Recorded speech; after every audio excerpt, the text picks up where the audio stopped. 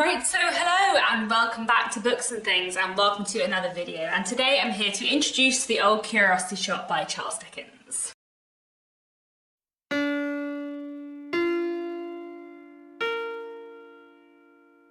So The Old Curiosity Shop is the next book in the Mega Dickens Readalong. If you don't know what the Mega Dickens Readalong is, I will leave some extra links and other videos down below. Basically, the Mega Dickens Readalong is a big 2-year read-along where we are reading the works of Charles Dickens in publication order, from his first novel to his last novel. So The Old Curiosity Shop is Charles Dickens' fourth novel, and we're going to be reading it in the month of March. As always with the Mega Dickens Read-along, the schedule is not any more precise than that.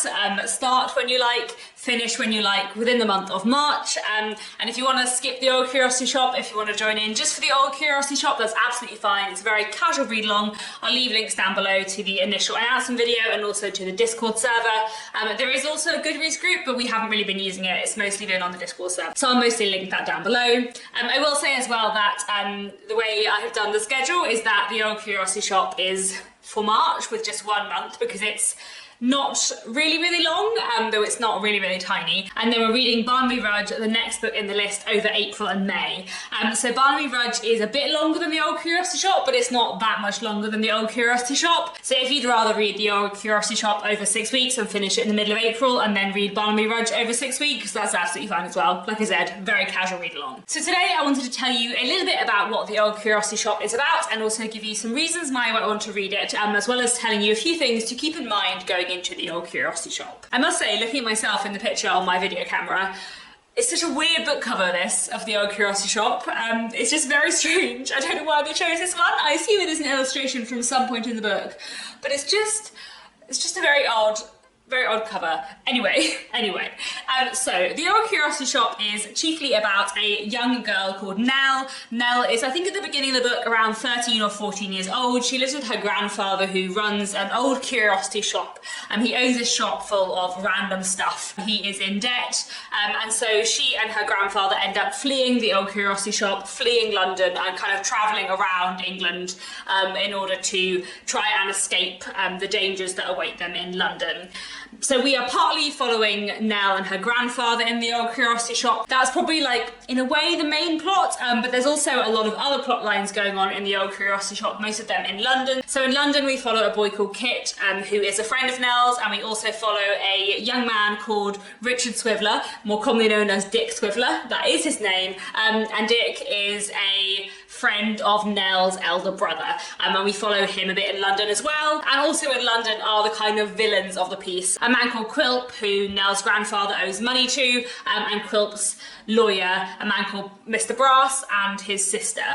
And they are the kind of three villains of the piece, I suppose. It's got a lot of interweaving plots and a lot of different characters. I'm really looking forward to rereading The Old Curiosity Shop. It's been quite a long time since I read it. I think I probably have read it 3 or 4 times, but I think it might be 10 years since I last read it.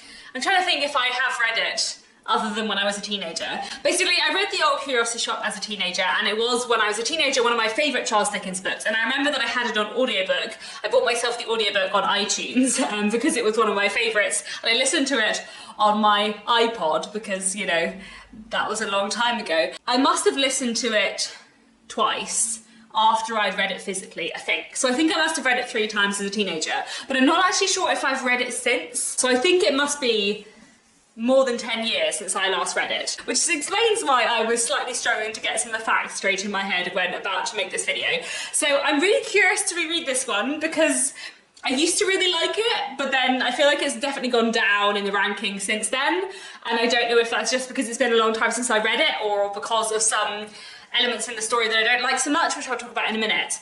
But yeah, it'll be interesting to read it again. As with the rest of the Mega Dickens Readalong, I'm going to be listening to this on audiobook. I'm going to be listening to the audiobook on Audible, which is narrated by Jessie Buckley. This is part of their Audible Dickens collection, which so far I've been finding really good. So it's not the audiobook that I listened to when I was a teenager, it's a different one, which I think could be quite fun, and I'm looking forward to it. I think the one I listened to as a teenager was like really old, you know, one of those really old audiobooks audiobooks where someone has a slightly like posh voice that no one actually has anymore, and you can like hear them turning the pages in the background. It was one of those ones. But anyway, I'm looking forward to listening to the newer Jessie Buckley audiobook, and I think it'll be a really interesting one to reread because it's been so long since I read it, and I just don't know really what I'm going to think. But anyway, right.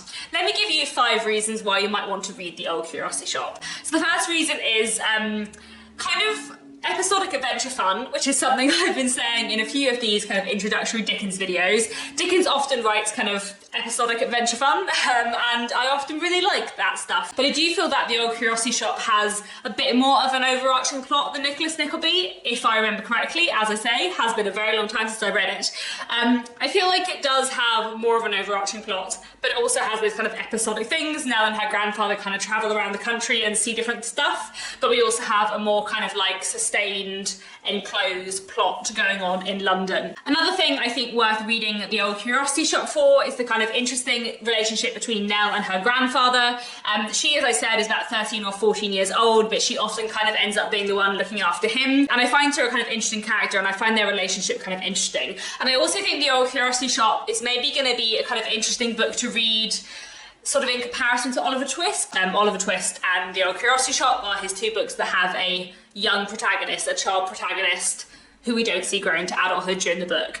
So Great Expectations and David Copperfield and Dombey and Son do all have a child protagonist at the start, but they're grown up by like a third of the way through the novel, and we're mostly following them as adults. Whereas The Old Curiosity Shop and Oliver Twist are kind of about a child as a child, so I feel like that'll be quite interesting to kind of like think about the 2 together. Another thing that it's worth reading The Old Curiosity Shop for is the kind of like setting and travel within it, and the kind of comparison of London and other places. I feel like the Dickensian London in The Old Curiosity Shop is the Dickensian London that I love in a lot of Dickens books, and I feel like London in The Old Curiosity Shop feels very, very Dickensian, which I really like, but you also get this contrast with Nell and her grandfather, who are travelling to other places and seeing other bits of the country. So I really like the kind of use of setting in The Old Curiosity Shop too. Another reason why you should read The Old Curiosity Shop is for the character of Dick Swiveller, and also for a young character called the Marchioness, who he meets, who I really love. Those 2 are my favourite characters from The Old Curiosity Shop, and I remember The Old Curiosity Shop partly so fondly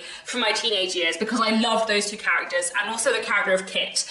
So Kit, Dick Swiveller and the Marchioness are just wonderful, and those 3 characters were the reason why The Old Curiosity Shop was one of my favourites. But it's just been so long since I've read it that I don't really know how I'm going to feel about them now, but I'm really excited to like reread it and find out and meet those characters again, because it has been a while. And then the 5th reason why you should read The Old Curiosity Shop is that I do think that it is Dickens coming into his own more, which I think I said for Nicholas Nickleby, but I do really think that like the further in we go to Dickens's work, the further along we go chronologically, the more it does feel like I expected Dickens to feel, and I feel like The Old Curiosity Shop does feel like I expect Dickens to feel.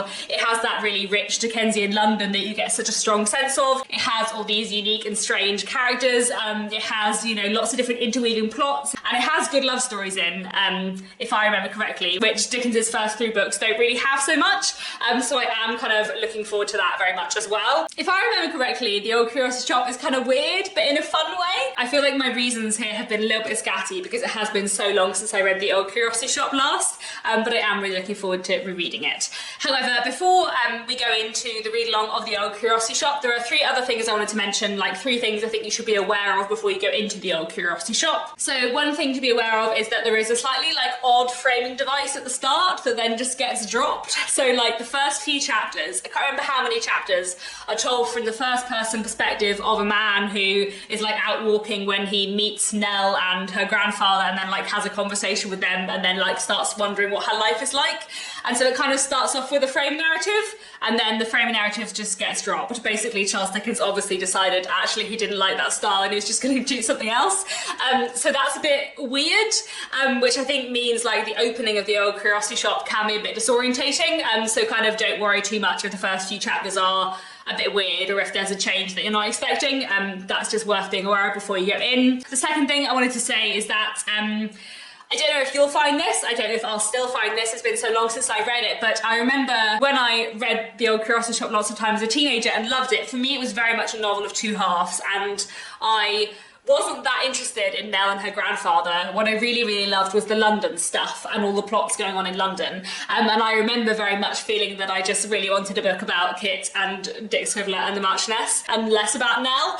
It'll be interesting to see if I still think that this time, but I think it's maybe worth being aware that, like, a bit like Oliver Twist, it might be one where what is set up as the central plot line isn't necessarily as interesting as all the subplots, so that's maybe worth being aware of too.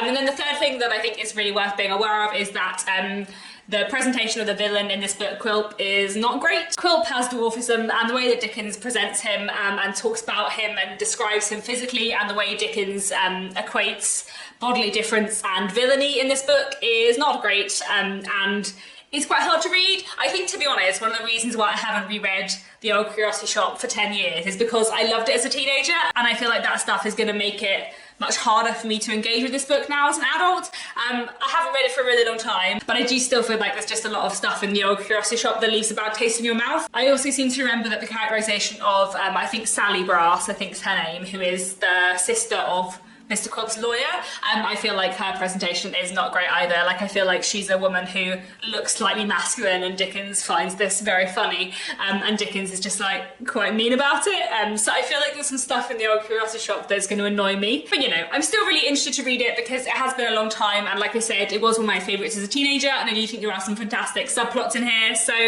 I'm excited and curious. We're going to see how it goes. But yeah, let me know down in the comments if I've put you off or not. This is like medium in the middle of my Dickens ranking, I would say, but it's just been a long time since I read it, and I've kind of lost confidence in my thoughts about it and my opinions about it, so in a month's time I'll have a lot more. So, you know, do let me know down in the comments, are you going to be joining in with the Old Curiosity Shop? How are you finding the Dickens read-along so far? And that's all. Thanks very much for watching, and I'll be back very soon with another bookish video.